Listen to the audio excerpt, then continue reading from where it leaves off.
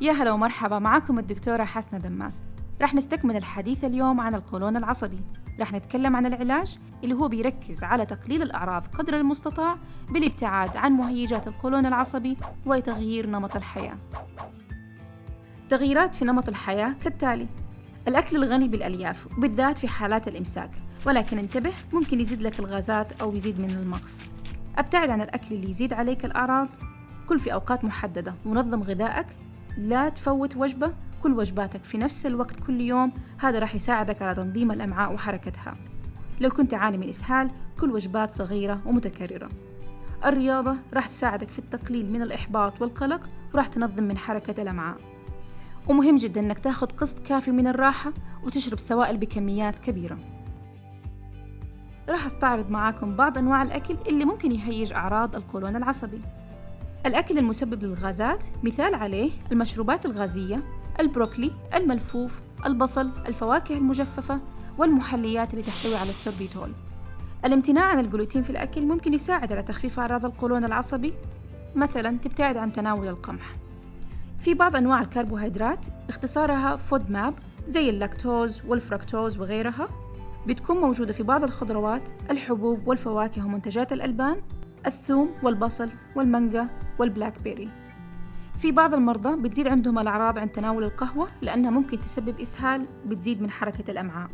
إذا كانت عندك الأعراض شديدة وما نفع معك ابتعادك عن هذا الأكل، تحتاج تزور الدكتور علشان يقرر هل تحتاج تبدأ علاجات أو لا.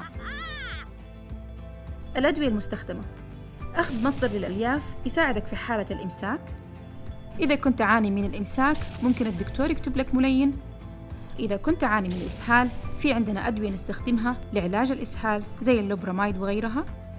في أدوية مضادة للاكتئاب تستخدم لعلاج التقلصات في القولون، ولكن هذه الأدوية ما تصرف لأي مريض وتستخدم تحت إشراف طبي، وما ينفع أنك ترفع أو توقف العلاج فجأة لأنها ممكن تحصل معك أعراض انسحاب العلاج من الدم. وفي أدوية ممكن تستخدم للألم زي الليريكا لعلاج آلام البطن. إيش ممكن تسوي كمان؟ في أشياء أخرى ممكن نجربها تساعد في التقليل من أعراض القولون العصبي. جرب تناول النعناع، راح يخفف عليك الانتفاخ وآلام البطن. ممكن تستخدم البروبيوتيك زي اللي موجودة في الزبادي أو كمكمل غذائي، ممكن تخفف عليك أعراض الإسهال وآلام البطن والانتفاخ. تقليل القلق والضغوطات النفسية، ممكن تمارس اليوغا وتمارس الرياضة، هذه جدا مفيدة وراح تساعدك في تقليل التوتر والقلق والسترس. نصائح عامة للتقليل من أعراض القولون العصبي: أطبخ في المنزل ولا تعتمد على الأكل الجاهز. أكتب الأكل اللي لاحظت أنه يزيد عليك الأعراض علشان تمتنع عنه. دور على طرق تسترخي فيها زي الرياضة والمشي واليوغا. تريض بانتظام. جرب البروبيوتيك لشهر وشوف هل استفدت منها أم لا. لا تأخر أو تفوت وجبة من وجباتك. لا تأكل بسرعة، امضغ الأكل ببطء. لا تأكل الأكل الغني بالدهون أو الأكل السبايسي اللي فيه فلفل وشطة. لا تشرب الكثير من القهوة والشاي، وابتعد عن المشروبات الغازية. كانت هذه بعض المعلومات عن علاج القولون العصبي والأكل اللي لازم تمتنعوا عنه. أتمنى أنكم تكونوا استفدتوا من هذه الفيديوهات. لا تنسوا تعطوا هذا الفيديو إعجاب وتشتركوا في القناة وتشاركوا مع الأهل والأصحاب. أنا أشوفكم في الفيديوهات القادمة، ودمتم بصحة وسلامة.